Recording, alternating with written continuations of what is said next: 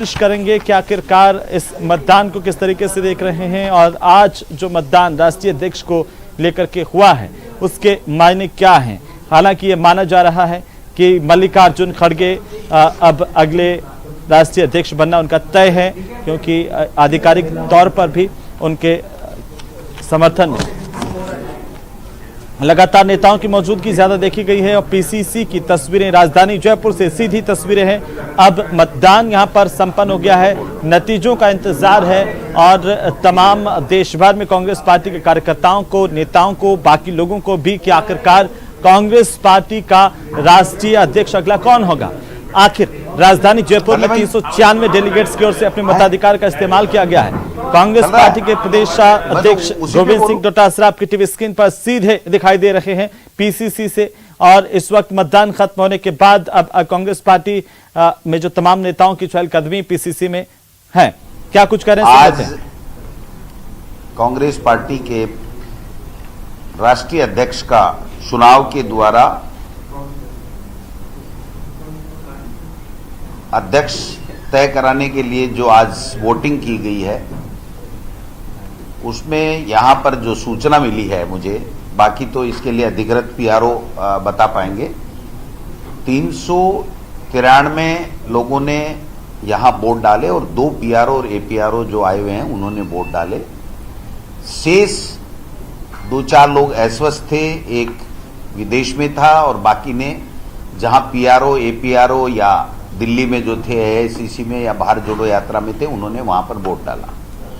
कुल मिलाकर के 2-4 लोग अस्वस्थता की वजह से नहीं आ पाए, बाकी सब लोगों ने वोट डाला। और बहुत ही खुशी का दिन है आज हमारे लिए कि एक प्रजातांत्रिक तरीके से लोकतंत्र को मजबूत करने का काम किया और पारदर्शिता के साथ में वोटिंग हुई, जो ऐतिहासिक है।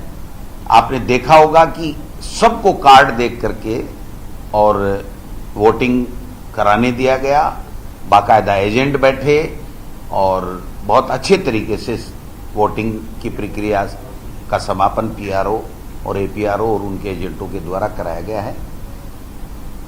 दूसरा जिस बिंदु के ऊपर मुझे आज अपनी बात कहनी है, भारतीय जनता पार्टी ने केंद्र के इशारे के ऊपर, स्वयं की पहल पे नहीं, केंद्र के इशारे के ऊपर एक किसानों के लिए आक्रोश सभा का नाम दे करके और शेखावाटी से लक्ष्मणगढ़ में एक मीटिंग बुलाई गई, जो किसानों की सभा बताया गया। उस मीटिंग में दावे किए गए थे, सतीश पूनिया जी, राजेंद्र राठौड़ जी और तमाम लोग में, तो अरुण चतुर्वेदी जी जो प्रभारी थे, उन्होंने कहा लक्ष्मणगढ़ में शेखावाटी के 30,000 किसान उसमें शामिल होंगे। 30,000 के दावे करने वाले लोग 3,000 भाजपा के कार्यकर्ता नहीं जुटा पाए। किसान तो उनमें से इक्के दुक्के की तो मैं कहता नहीं, बाकी किसान के नाम से उनकी मीटिंग में कोई नहीं आया। और 60-65% तो केवल और केवल जो व्यक्ति 3,000 के लगभग इकट्ठे हुए, इसमें 60-65% चूरू से राजेंद्र जी राठौड़ के द्वारा बसों की व्यवस्था करके, बैनर लगा करके बाकायदा लाए गए। तो पहले हम ये समझ रहे थे कि किसी भाजपा के प्रत्याशी की लॉन्चिंग लक्ष्मणगढ़ विधानसभा क्षेत्र के लिए कर रहे हैं, लेकिन आज उस मीटिंग के बाद में मुझे ये पूरा कहने का मेरा अधिकार है, क्योंकि जो वहां पर लोगों ने देखा कि राजेंद्र राठौड़ जी शेखावाटी से अपने आप को मुख्यमंत्री के पद के ऊपर लॉन्चिंग करने के लिए उन्होंने लक्ष्मणगढ़ को चुना और अपने इलाके से 3,000 में से 60-65% वो लेकर के भी आए। लेकिन लक्ष्मणगढ़ से 4 अंक नहीं पहुंच सके।